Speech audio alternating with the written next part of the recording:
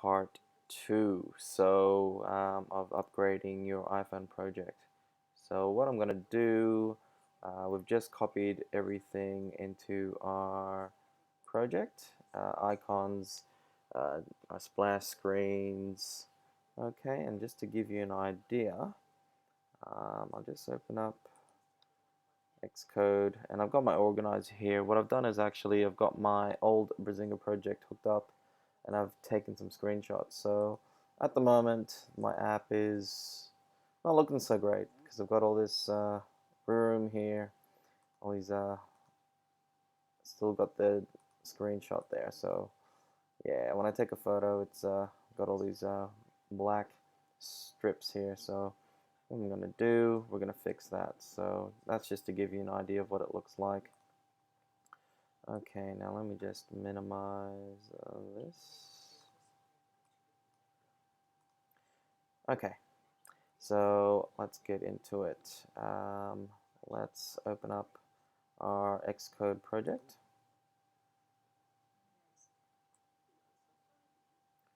So I'm going to scroll back here.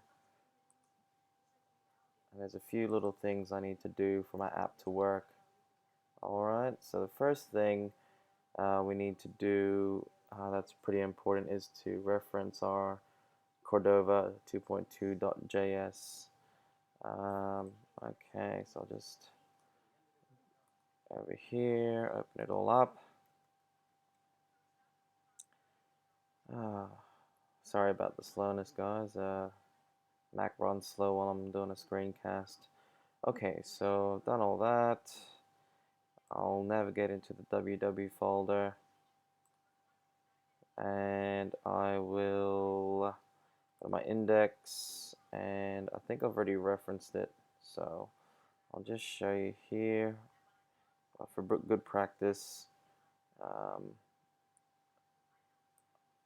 Remember to reference the new 2.2.js. Can be overlooked sometimes. Alright, now other little quirks to Xcode, what you need to do is go to your resources folder. I'm going to collapse this back. Alright, I'm going to go to my Brazinga phone info.plist. I'm going to delete this icon file key because what PhoneGap has done is actually got an array of icons here. So icon files which are all referenced. Now just save that, Control S. Okay, that's all done. And I'll just double check my icons because sometimes this doesn't work. Yeah, it's only got, for some reason, only reference three of my icons. So what I'm going to do to fix this, I'm going to re-reference them. I'm going to delete the references. Just remove the references. I'm going to navigate to my Finder. Just minimize that. I'm going to go right back into my project again.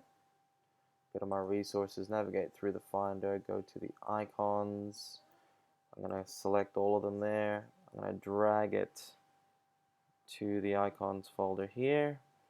And Xcode will ask you about choosing a destination. Make sure this is unchecked, the copy items into group folder, and finish. Okay, that's better. So that's good. Our splash screens are all good. That's all good.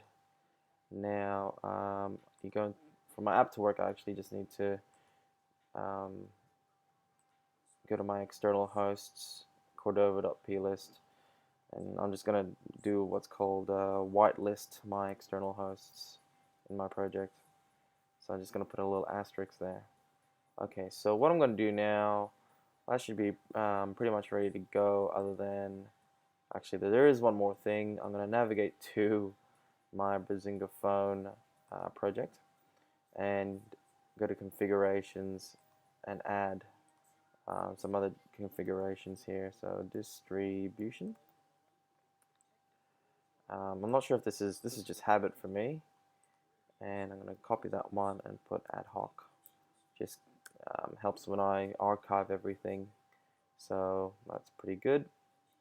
and go to my targets, build settings, and I'm going to scroll down to my code signing. So this should all be set up before you do everything. So I'm going to go to my App Store profile and just change everything to my App Store profile there.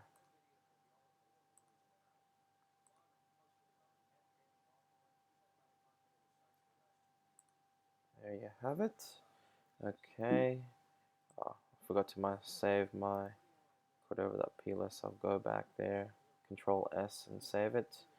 So that's all done. What I'm going to do now is since I've got my iPhone 5 device attached to my Mac, you can see it here, it's my phone. I'm going to see if this runs the project, and to give you a demonstration, I'll take some screenshots and make sure that it's all working well. I'll just go make sure it's running. I'll go to my organizer.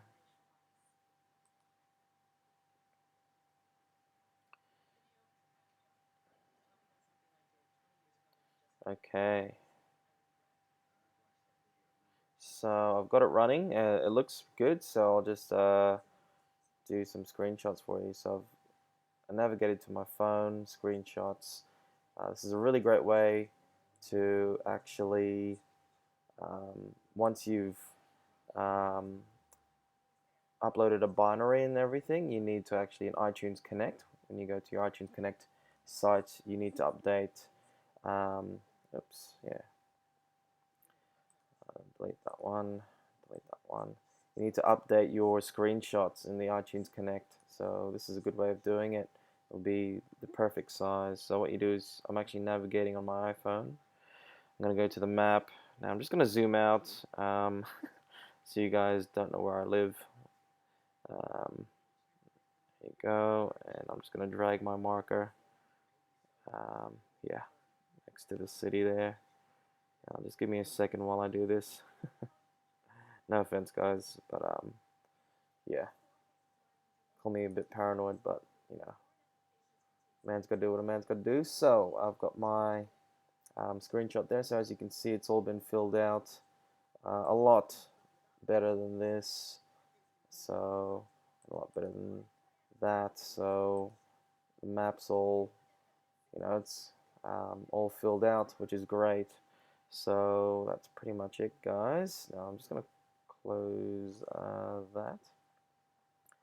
Now, yeah, if you have any other concerns, so what you do is you'd edit the scheme as you would usually, archive. I'd put it in, test it on a device, or you can just distribute it straight away. Leave that as an iPhone to my iPhone. Press OK, and then product. I'd archive it.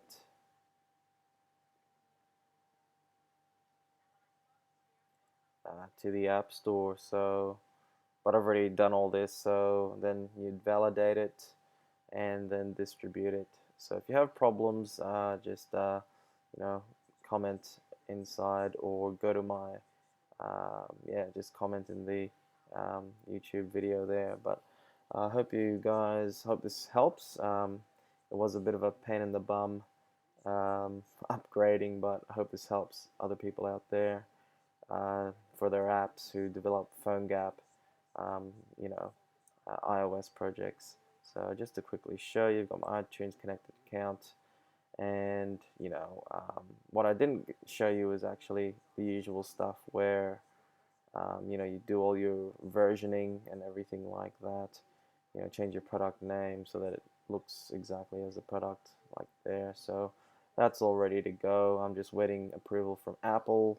Hopefully you guys should see it very soon. Thanks a lot. Bye.